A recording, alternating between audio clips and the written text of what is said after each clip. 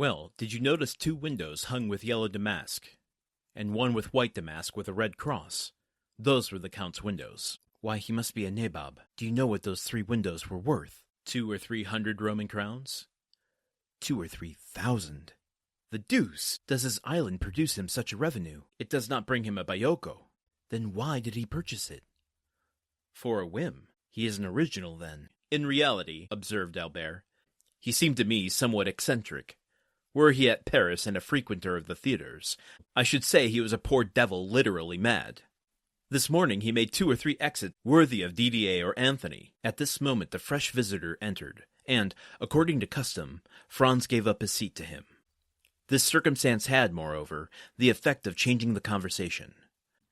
An hour afterwards the 2 friends returned to their hotel. Signor Pastrini had already set about procuring their disguises for the morrow, and he assured them that they would be perfectly satisfied. The next morning at 9 o'clock he entered Franz's room, followed by a tailor who had 8 or 10 Roman peasant costumes on his arm. They selected 2 exactly alike, and charged the tailor to sew on each of their hats about 20 yards of ribbon, and to procure them 2 of the long silk sashes of different colors with which the lower orders decorate themselves on fête days. Albert was impatient to see how he looked in his new dress. A jacket and breeches of blue velvet, silk stockings with clocks, shoes with buckles, and a silk waistcoat. This picturesque attire set him off to great advantage, and when he had bound the scarf around his waist, and when his hat, placed coquettishly on one side, let fall on his shoulder a stream of ribbons, Franz was forced to confess that the costume has much more to do with the physical superiority we accord to certain nations. The Turks used to be so picturesque with their long and flowing robes. But are they not now hideous with their blue frocks buttoned up to the chin, and their red caps, which make them look like a bottle of wine with a red seal? Franz complimented Albert, who looked at himself in the glass with an unequivocal smile of satisfaction. They were thus engaged when the Count of Monte Cristo entered. Here's an obvious observation that I want to just explore for a second. I don't think it's as deep as it maybe seems on initial thought in my head, but I think it's just kind of verification of something we've been talking about. The idea of being so rooted in Franz's perspective, the way Dumas is talking about Dante now. I mean, yes, we're experiencing everything through Franz, right? But to the point where that very last sentence, they were thus engaged when the Count of Monte Cristo entered. Now, Dumas could have said Dante. He could have even said Sinbad the Sailor. But he's using the term the Count of Monte Cristo to us, the audience, not rooting it in dialogue, not, having someone announce the Count of Monte Cristo. Dumas is choosing to call Dante the Count of Monte Cristo, which to me is indication that we are firmly rooted in Franz's perspective because he doesn't know him as anything other than the Count of Monte Cristo. I mean, he knows him as Sinbad, obviously, but you get my drift. Like, this isn't Dumas letting us in. This is like the verification that the door is closed to the mind of Dante now. We are only seeing him from the outside and what he wants us to see.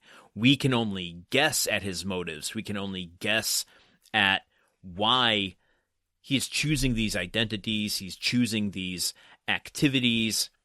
He's doing these manipulations. We have no idea. He is the Count of Monte Cristo to us right now. He is not Edmond Dante. I don't want to go so far as to say Edmond Dante is dead. For that, I feel like I need a better insight into what is going on with him. What is Dante like in his private moments now? When he's all alone in his cave of jewels on the island of Monte Cristo, is he lamenting his life to himself? Is he still weeping over the loss of his father and Mercedes and being imprisoned and everything that's been done wrong to him? Is he brooding back and forth with schematics and plans all over the place?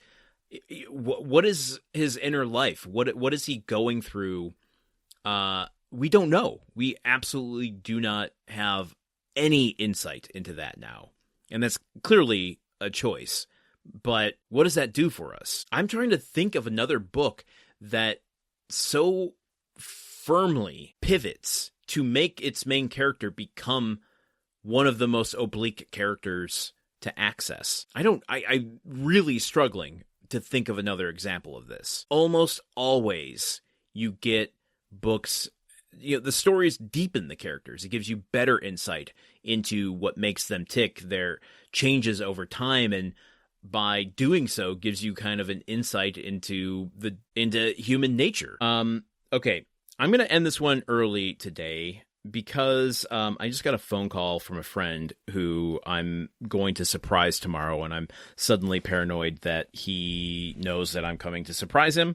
So I have to deal with this to make sure that he doesn't know I'm coming. Perhaps throw him off the scent. Happy birthday, Jordan. Happy birthday.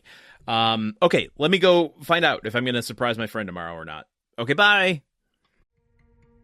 The Countdown of Monte Cristo is part of the Gruntwork Podcast Network. This show is produced, edited, and hosted by Landon Solano. The original text of The Count of Monte Cristo by Alexandre Dumas. Theme song by Magic Solo. If you want to support the show and others like it, visit patreon.com/gruntworkpod. Thank you for listening. See you tomorrow.